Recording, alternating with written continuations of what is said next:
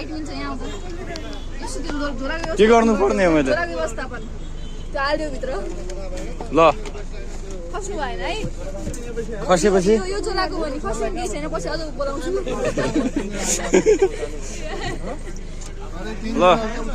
ल गाइज म यहाँ झोला मिलाउने काम पाएँ मैले एउटा बेरोजगारी रोजगार भएको छ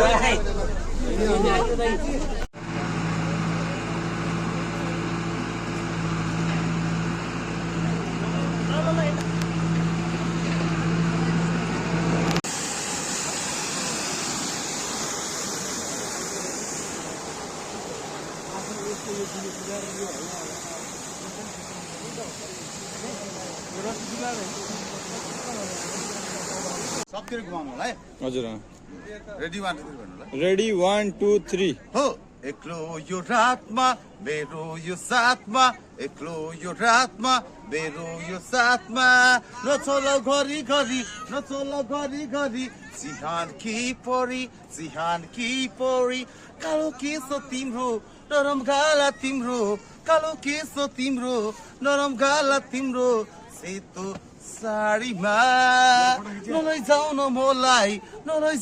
मलाई सिधी बारीमा एक्लो यो रातमा मेरो यो खेतमा एक्लो यो रातमा मेरो यो खेतमा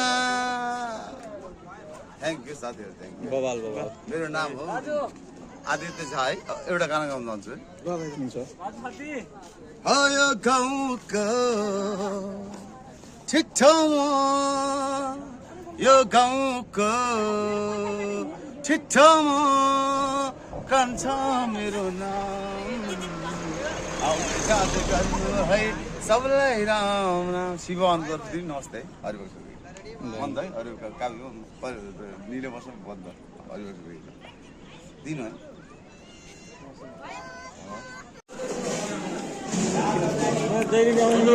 के छ राजा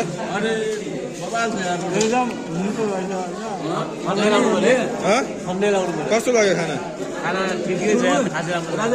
छुर्पी चपाई यो रोटा नै चपाइने छुर्पी चपाइने भयो रोटो नै चपाइने भयो यहाँ पनि अलिअलि आशिका माग दिदीलाई बोलाउनु पर्ने जस्तो लाग्यो हो त्यस्तो नबनाउ यार अहिले खाना अद्घाए भगवान् लगाए बनाउनु थियो कि भिडियो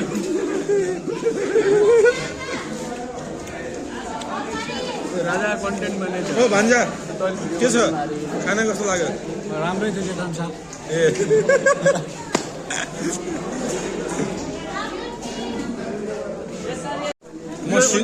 म सिजी ग्रुपतिर गएँ है अब अघि कम्ता कन्टेन्ट हुन्थ्यो यहाँ म भाइरल हुन्थ्यो हेलो सिजी ग्रुप के छ यार राजा खाना कस्तो लाग्यो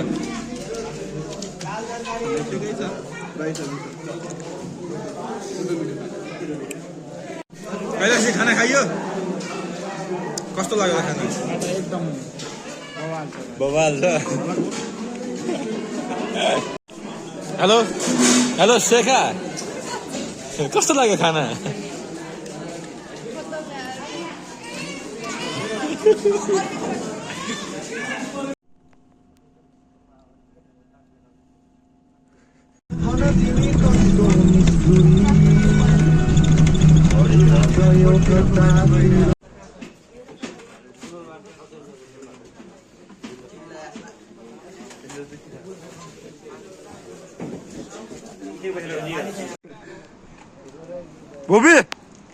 बोबी यहाँ हेर त ज्याकेट निकाल्नु पर्यो के ल केटाहरू के छ यार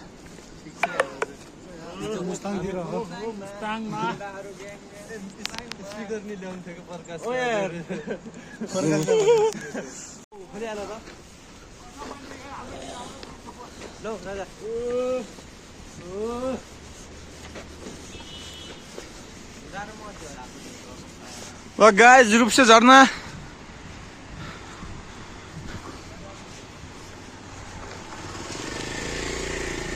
गोकुल दाईको बाइक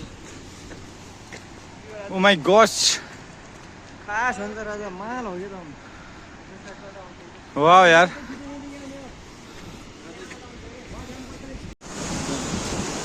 ल आदरणीय दर्शकबिनहरू हामी यहाँ अहिले मुस्ताङ जाने क्रममा छौँ अनि अहिले हामी यहाँ रूप्से झरनामा पुगेका छौँ। रूप्से झरना तपाईँहरूलाई रूप्से झरनाको दृश्य म देखाउन गइरहेको छु यता।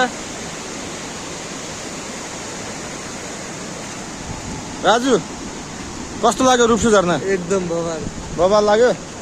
मलाई पनि बवाल लाग्यो है गाइस, मलाई पनि बवाल लाग्यो। ल त केटाहरू हामी यहाँ पुगिसकेका छौँ मार्फा गाउँमा पुगिसकेका छौँ यहाँ। अब यहाँबाट हामी जेरी गल्लीतिर एकछिन जानेवाला छौँ। यहाँको मौसम एकदमै चिसो छ, हावा यस्तो बवाल हावा लागिरहेछ होइन। यति ज्याकेट लगाएर 2-3वटा ज्याकेट लगाएर नि अझै नि चिसो भइरहेछ। यो जेरी मुभीको नाम यही गल्लीबाट भएर छ।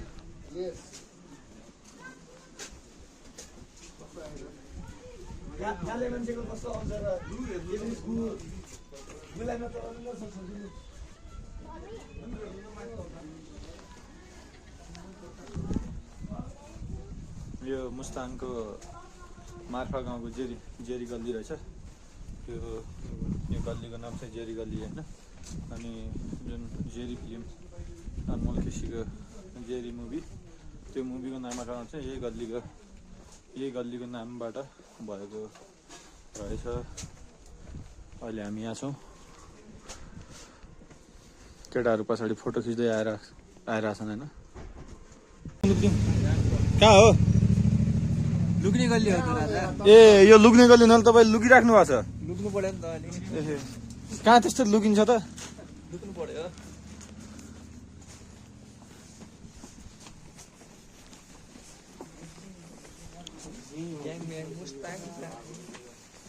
के गरेको सर?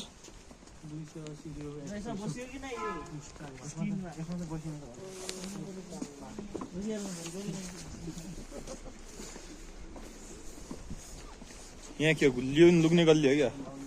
सुरुङ रहेछ यार, एकदम कालो गुफा हामी यहाँ देख्न सक्छौँ। अरे राजा के छ यार? ब्लग अरे यार के बोलाउन राजा यार? केटाहरू के हो? मुस्ताङमा मुस्ताङमा केटाहरू ग्याङ मुस्ताङ। यहाँ बाइक डेकोरेसन देख्न सक्छौँ।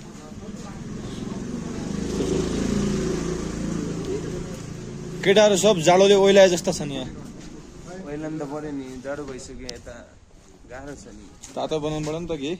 अब तातो रातिको कार्यक्रम छ, तातो बनाउने।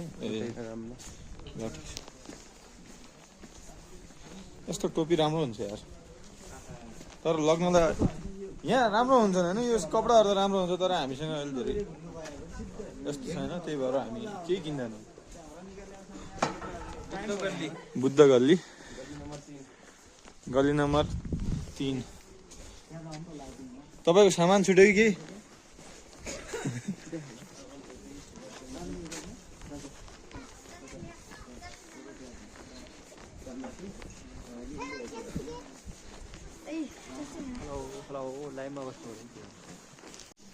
कस्तो यहाँ आउँदाखेरि त्यो सिलगढीको गल्लीतिर हिँडेको यस्तो याद आयो मलाई। त्यहाँ पनि यस्तै भाइ आउँछ। सिलगढीको डोटी सिलगढीको गल्लीहरू नि यस्तै देखिन्छ। यस्तो लाइटिङ त छैन, यस्तो डेकोरेसन त छैन त्यति राम्रो, तर घरहरू चाहिँ यस्तै छ अनि गल्ली चाहिँ यस्तै छ। त्यहाँतिर पनि त्यहाँतिर नेवार बस्ती छ होइन त्यहाँतिर।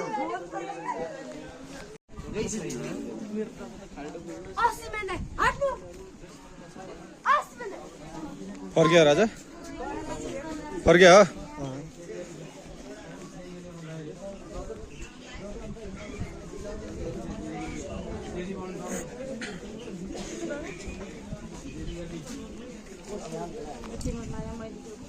विश्वास पनि कसको गर्नु र जेरी गल्लीमा जेरी नपाएको थियो होइन सर? लकडाहरू हामी यो स्ट्रेस फ्री डाँडामा जानु लाग्छौँ होइन। स्ट्रेस फ्री टावर हामी यहाँ यो इन्जिनियरिङमा धेरै स्ट्रेस भयो, अब मुस्ताङमा आएर स्ट्रेस फ्री टावरमा एकछिन हामी त्यहाँ जानुपर्छ हामीले टाइम त धेरै लाग्ने यार अनि जानु पर्यो अझ त्यहाँदेखि फर्किनु पर्यो यार कस्तो कुरा गर्छ कि अलि उतासम्म जाउँ त्यहाँबाट अलि भिड हेरेर अनि फर्क्यौँ लाइट हेरेर खै कस्तो रहेछ गाउँ